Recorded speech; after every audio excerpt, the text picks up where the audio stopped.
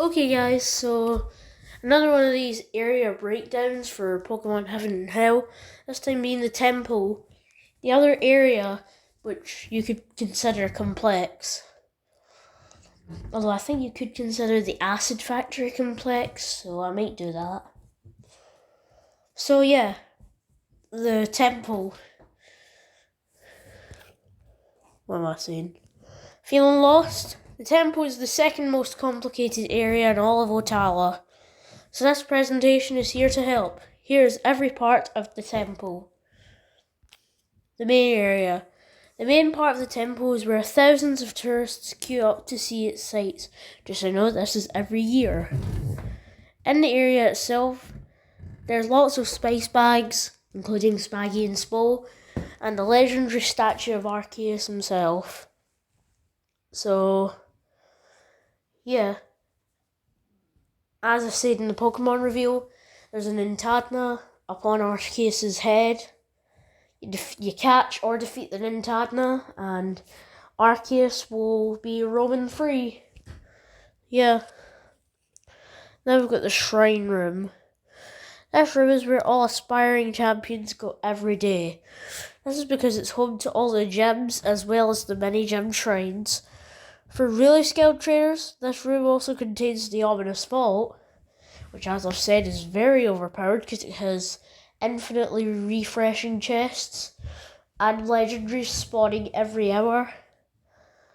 And the gateway to an uncharted Paradox realm, which we'll get to in the next presentation. Hint, hint. Now we've got the Scriptorium, which is a room I have not shared any info about. The Temple's Scriptorium is one of 3 rooms that are off limits to tourists. Authors from all over... I think I need these. Authors from all over the world come here to write about the gods, and the people of Otala don't want tourists stealing any of this sacred writing. So yeah, there's a little scriptorium, and there's a little desk containing the heads of all the god Pokemon, as well as Lytaurus and Grimmar. And there's also stone carvings of Zeus and Satan put around. And don't forget about all the banners in the room, and also all the paper and books lying there.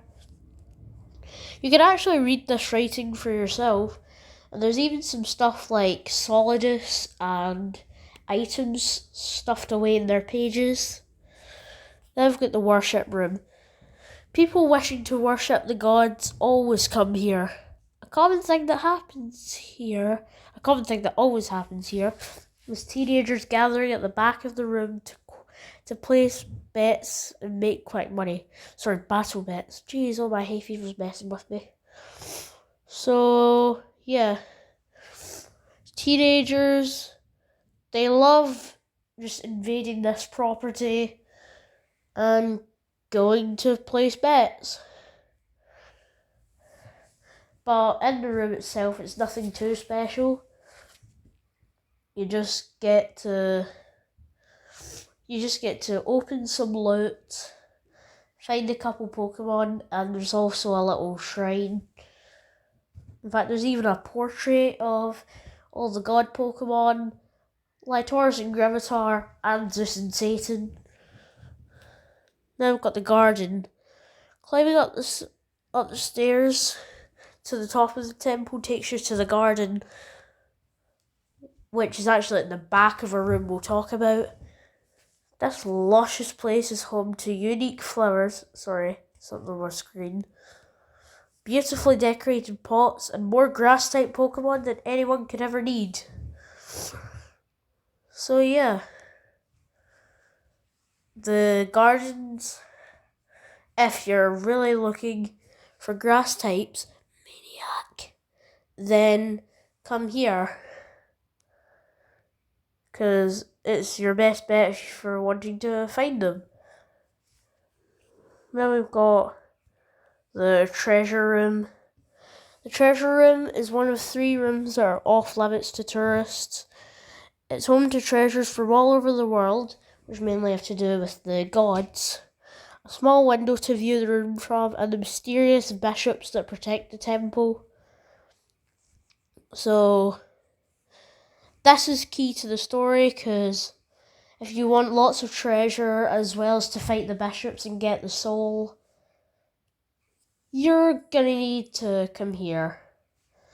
And that's why Locknum has a purpose, so you can unlock the gems and get to the treasure room.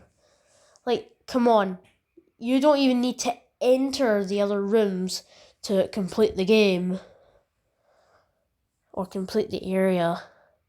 You do need to enter the others to complete the game. Like placing bets is a mission, and so is finding some certain writing. Then we've got the final area, the secret passage, which I talked about in the music discs. This was the place found by the miners from Ireland when they were searching the temple. The secret passage is one of the 3 rooms that are off limits to tourists. That's only because no one knows about it. It's a narrow passage leading to a small room that contains the worship music disc. So if you want worship, you need to come here. Sorry, I really need to go to the bathroom. Let me finish up. So yeah, that's the temple.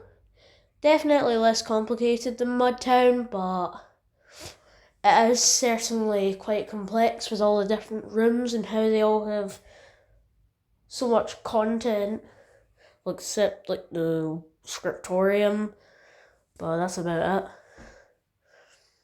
So yeah, the next presentation, well, I've already said it in this video, so if you want to go back, you can listen to it there. Anyways, bye.